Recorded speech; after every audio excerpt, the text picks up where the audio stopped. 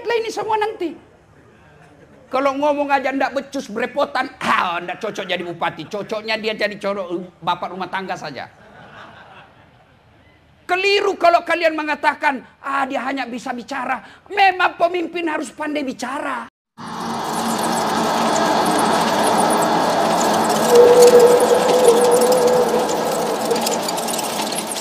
Kita punya Republik Indonesia ini saya gelari dengan nikmat 3A yang negara lain tidak miliki.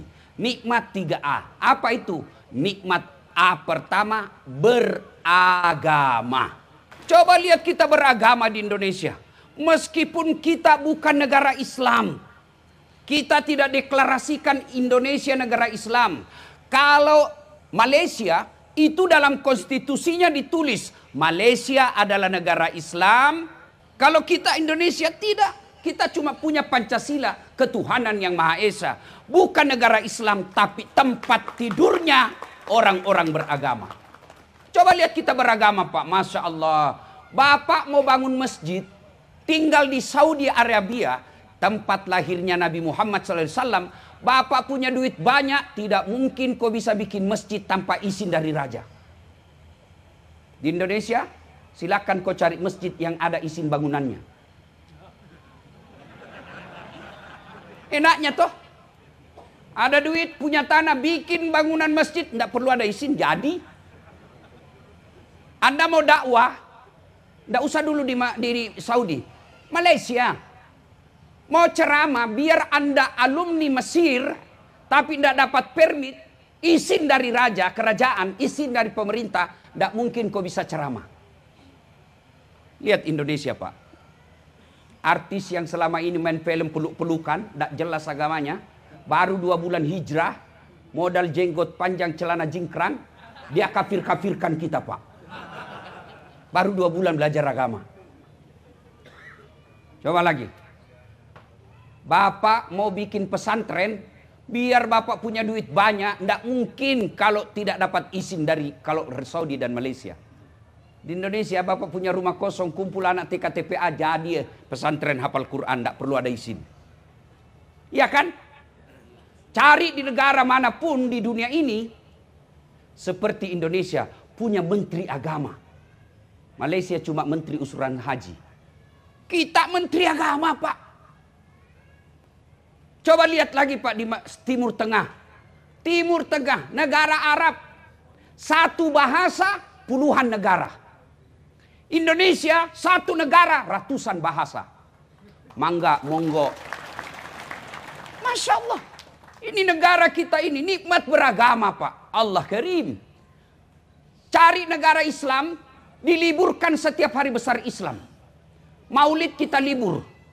Isra Mi'raj kita libur. Tahun baru Islam kita libur. Ramadan awal libur. Ramadan akhir libur. Bahkan lebarannya pun kita terserah mau ikut Muhammadiyah atau pemerintah. Terserah. Inilah enaknya kita beragama, Pak. Mau pergi ceramah, alhamdulillah tidak pernah dilarang. Mau tengah malam pergi ceramah di Merauke, aman. Mau sholat, tidak pernah dilarang. Bahkan dibikinkan masjid. Setiap kabupaten kota ada masjid agung. Dan itu dikelola APBN negara. Enaknya kita beragama. Satu aja yang tidak diterapkan syariat Islam. Apa? Potong tangan ketika mencuri. Kenapa tidak diterapkan? Saya yakin semua pegawai hampir semuanya dipotong tangannya kalau diterapkan.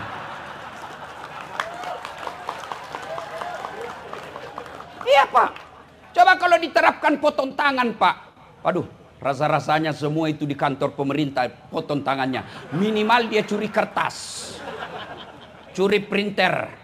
Apalagi rumah dinas habis, Pak, biar AC hilang semua. Allah Karim. Nikmat beragama. Yang kedua adalah nikmat alam. Orang-orang di Bandung, Bogor, Puncak, lihat itu orang Arab. Mereka habis duitnya puluhan juta hanya untuk apa? Pergi lihat gunung, Pak. Orang Bandung tidak perlu kau keluarkan uang mau lihat gunung. Cukup kau keluar dari rumahmu. Oh, gunung. Orang Australia Habis duitnya belahan juta sampai puluhan juta. Hanya mau pergi lihat sawah di Bali. Hanya mau pergi lihat sawah, Pak. Dia tinggalkan pekerjaannya, dia tinggalkan keluarganya berhari-hari. Cuma mau lihat sawah. Di Bandung silakan kau keluar rumah, sawah terhampar. Masya Allah. Dalam tanahnya Indonesia ada nikel, ada emas, ada batu bara.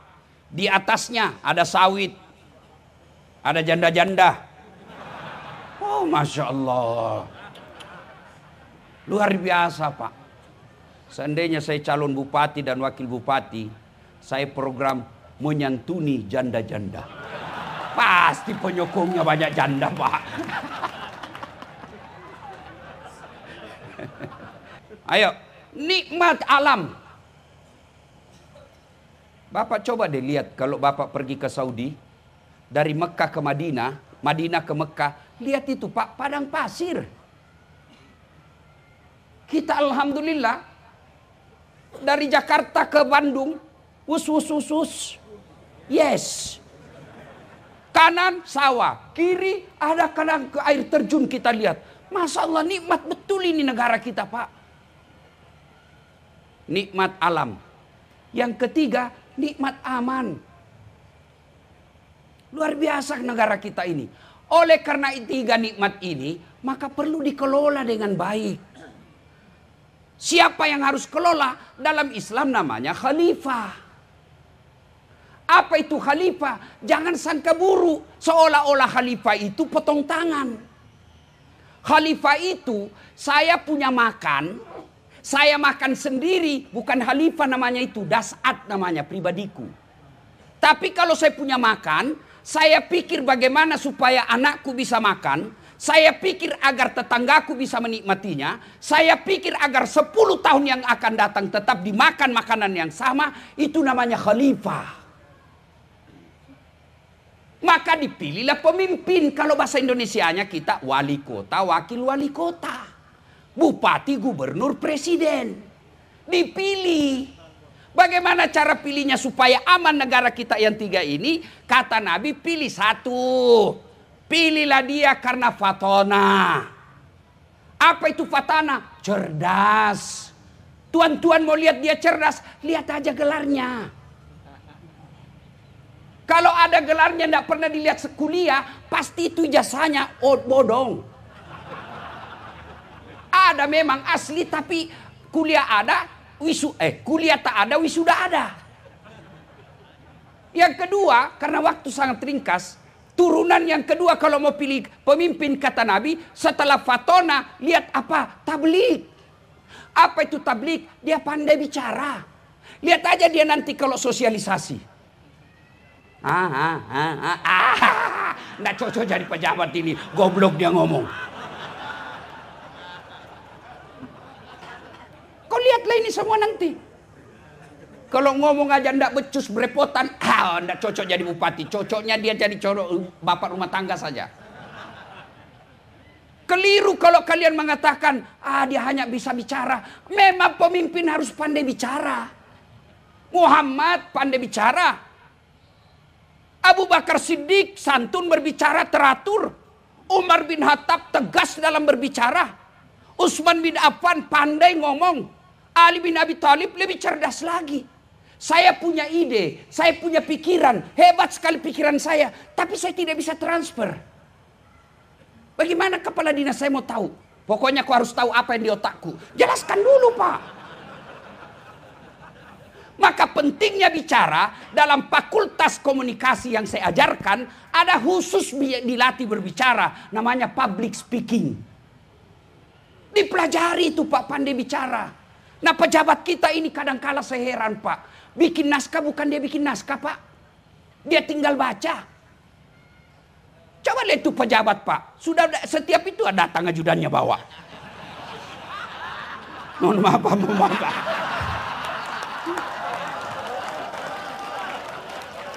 Iya toh. Masya Allah. Aduh. Tinggal dibaca masih salah baca Pak. Bagaimana kau mau jadi kelola ini 3A? Bisa mungkin kau kelola, tapi habis di 5 tahun pertama. Khalifah itu tidak boleh habis ketika 5 tahun pertama, periode kedua. Tapi dia abadi, itu namanya khalifah. Kau punya padi, kalau habis di tahun 10 kau memimpin, itu bukan khalifah. Khalifah itu berkesinambungan. Maka dipilih. Nah, sudah. 1, fatona, cerdas. 2, tablik, penyampai. Yang ketiga, biar kau cerdas, biar kau pandai bicara, tapi tidak amanah. Lebih baik dia bodoh. Tapi amanah daripada dia cerdas tidak amanah. Bapak tidak percaya siapa yang rusak negara kita APBN-nya? Jawab saya, Pak. Orang bodoh? Bukan, orang pintar, Pak. Dan orang pintar kalau tidak punya amanah, dia lebih bahaya daripada bajing. Bajing, Pak, dia cuma makan kacang-kacangan. Bajingan, aspal, semen, beton.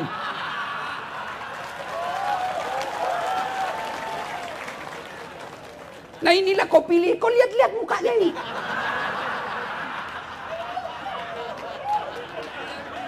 Jangan marah, Pak, ya, jangan marah, Pak. Jangan marah, Pak, jangan marah, Pak. Ini gunanya dakwah, ini gunanya dakwah. Kasihan Bapak kalau habis uangmu puluhan miliar lalu kau masuk neraka.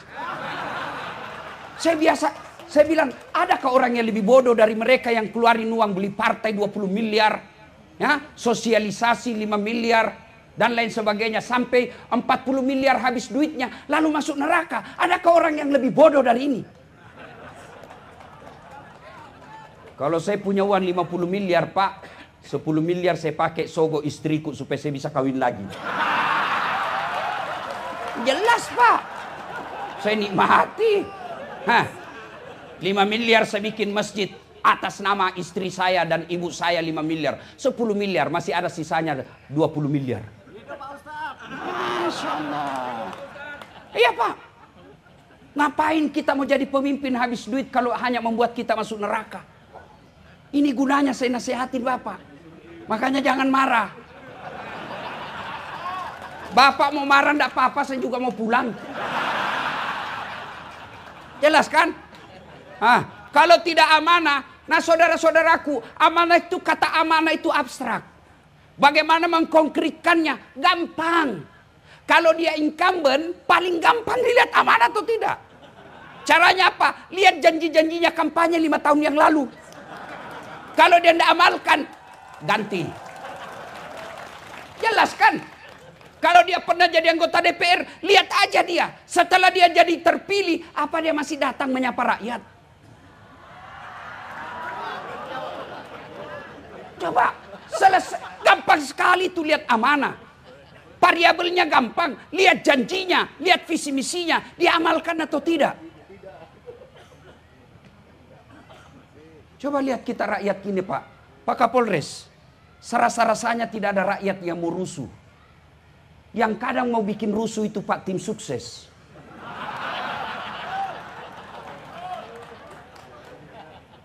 Dia gosok dia punya bupatinya. Ini Pak, apalagi kalau dia sudah kalah Pak, sudah ambil duit banyak. Dia ini Pak ada kecurangan Pak. Pak mau lagi lanjut biaya. Kepada para calon, maafkan saya Pak. Jangan terlalu percaya sama tim sukses.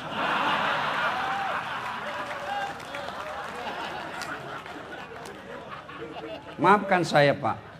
Daripada Bapak mewakilkan diri untuk menyapa, lebih baik Bapak datang menyapa langsung kepada masyarakat. Dari rumah ke rumah, dari pintu ke pintu. Kalau niatnya Bapak tulus, langkah-langkah Bapak Pak, jihad fisabilillah. Kalau percayakan sama tim sukses Pak, wah ini Pak, ini ada majelis taklim. 400 pesertanya Pak, tapi beliau minta baju seragam. Mulai masuk proposalnya itu. Daripada itu Bapak menyapa, capek, risiko, siapa suruh kau calon?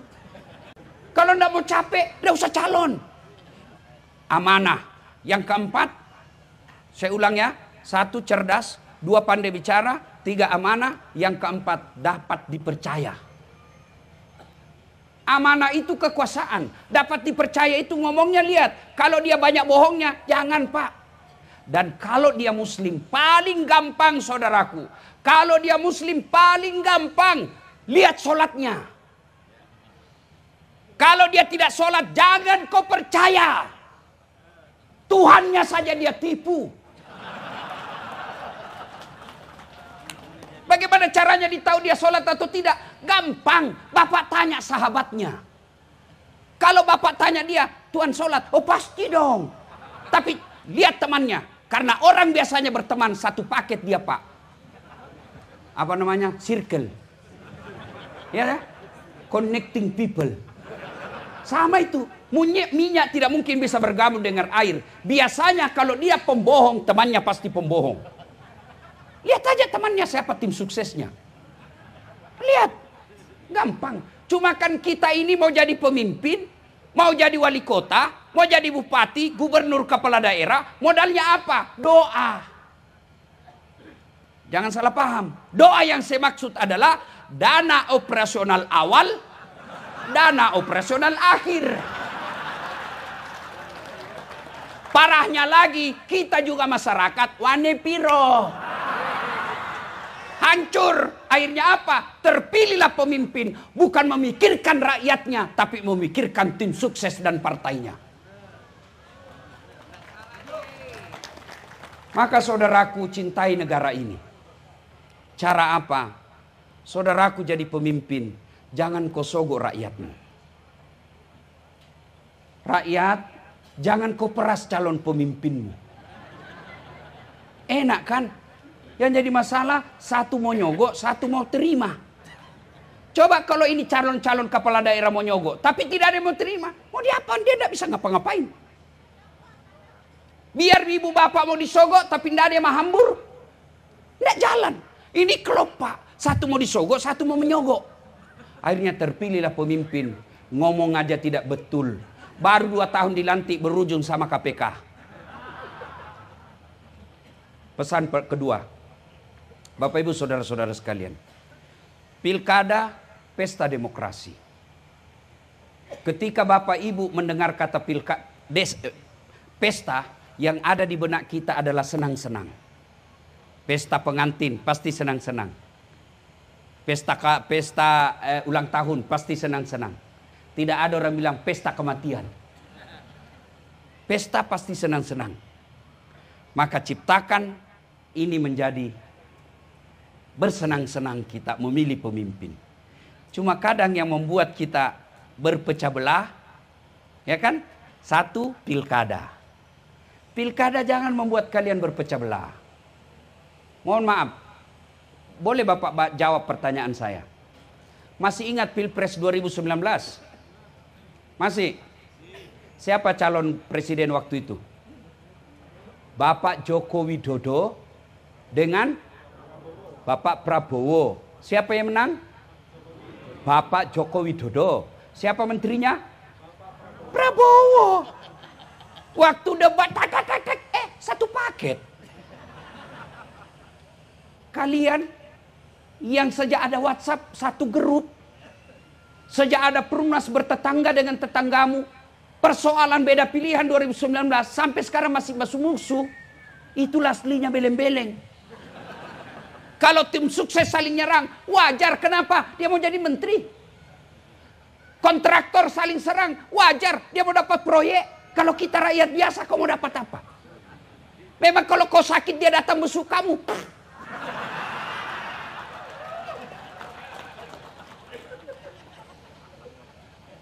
Dua, yang bisa membuat kita pecah ini Pak.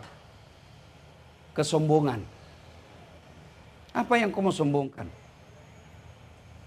Coba lihat di tempat ini. Siapa paling tinggi jabatannya kalau di kantor pemerintah? Ini 2 PJ.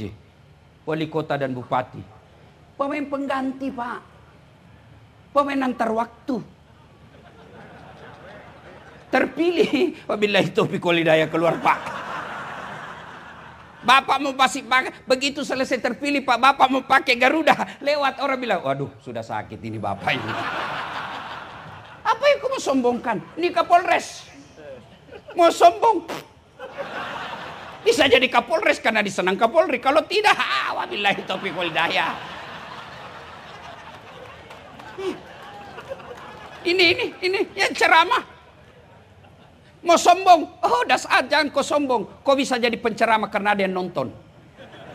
Coba kalau si ceramah di sini tidak ada yang nonton. 2 jam berapi-rapi. Lewat Pak Tri. Sudah lama sakit itu, Ustaz.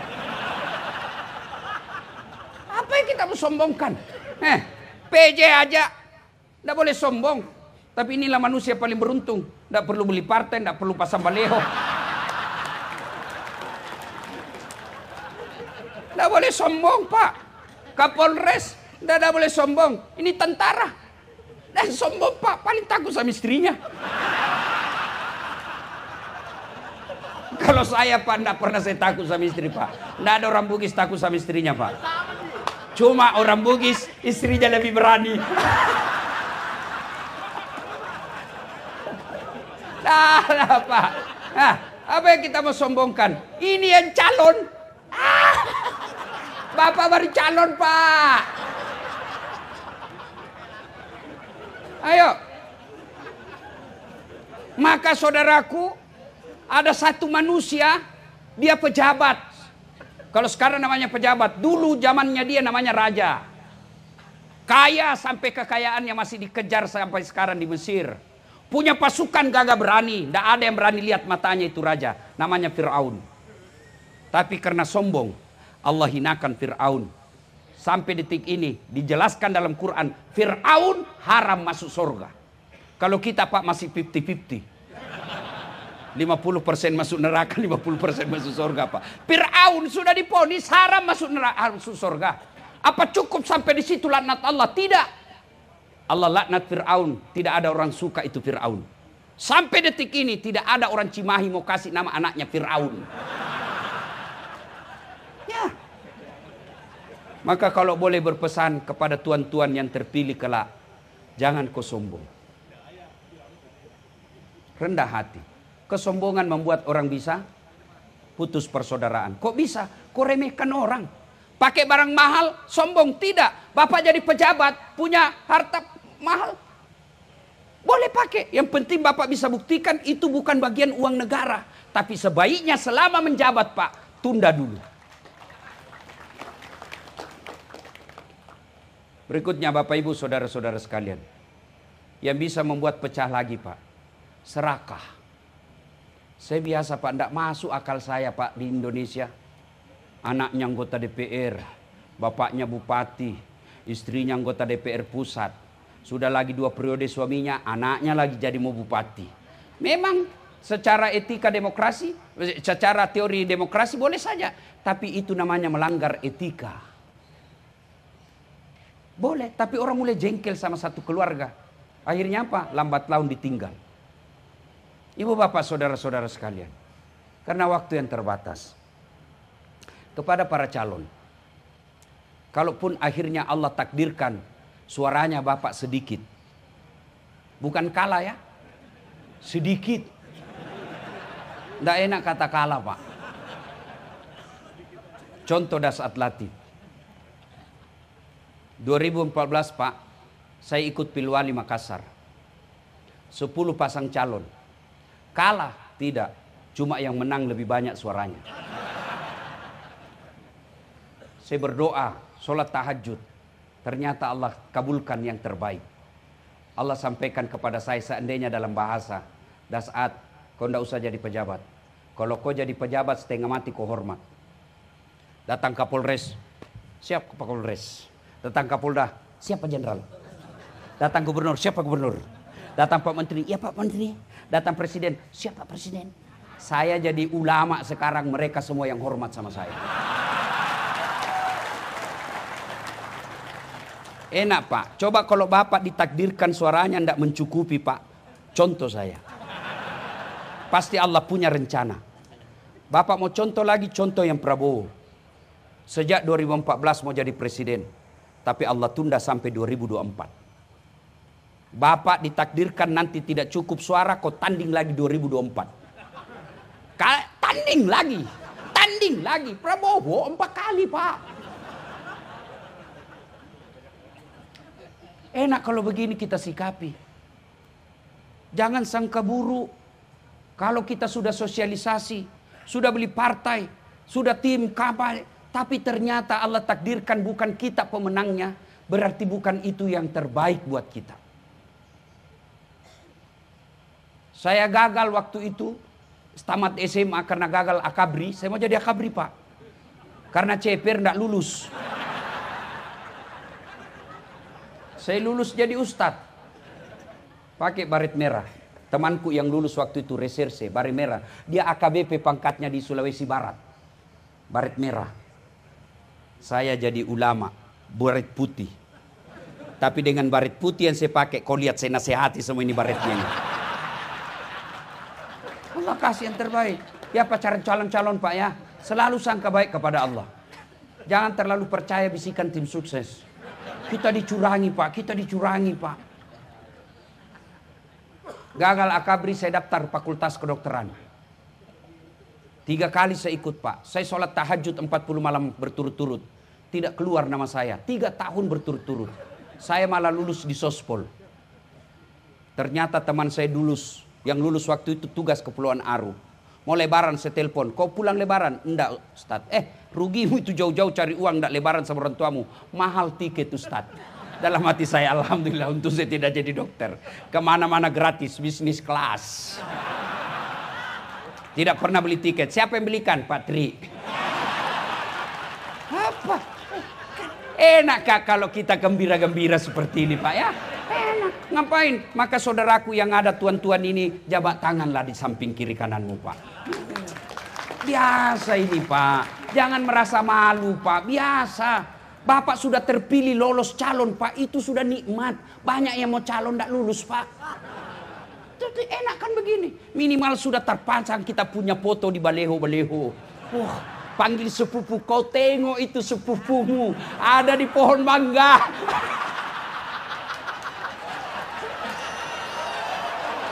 Ya sudah enak Pak.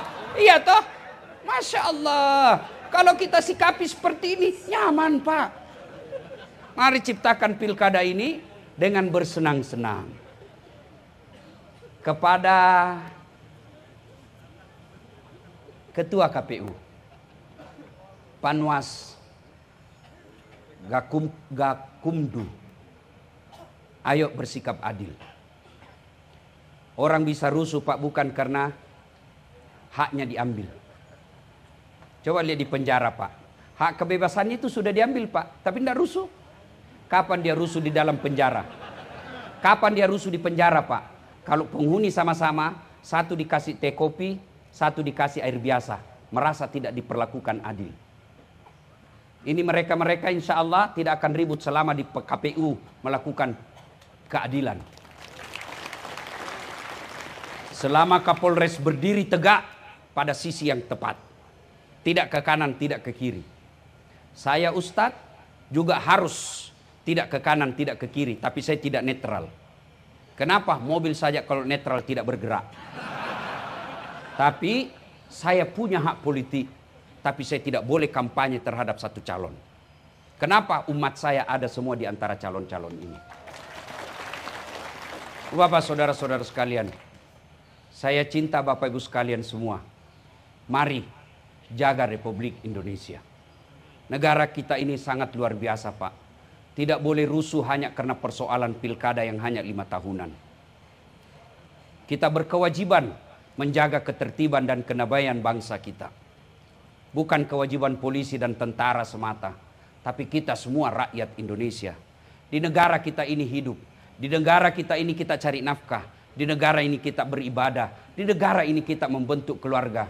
Maka kita semua wajib menjaga ketentraman dan kedamaian. Apapun agama, suku, bahasa, pekerjaanmu, kita sama. Persatuan Indonesia, Kesatuan Republik Indonesia. Bapak saudara-saudara sekalian, inilah tausiah kita, mudah-mudahan ada manfaat. Wa'tasimu bihablillahi jami'an wa la tafarraqu. Berpegang teguhlah engkau kepada tali persaudaraan agama Allah dan janganlah engkau bercerai-berai. Ayat inilah kemudian diturunkan oleh para pendiri negara kita menjadi 5 sila, yang sila ketiganya adalah persatuan Indonesia. Bahkan Nabi menjelaskan Umatku itu seperti badan ini, satu sakit yang lain ikut sakit. Tangan kanan gatal tanpa diundang kiri yang garuk. Tangan kiri yang gatal tanpa diundang kanan yang garuk. Gatal dua-duanya kerjasama. Begitu mestinya kita di Cimahi. Satu salah, satu sakit, yang lain ikut merasakan rasa sakit itu.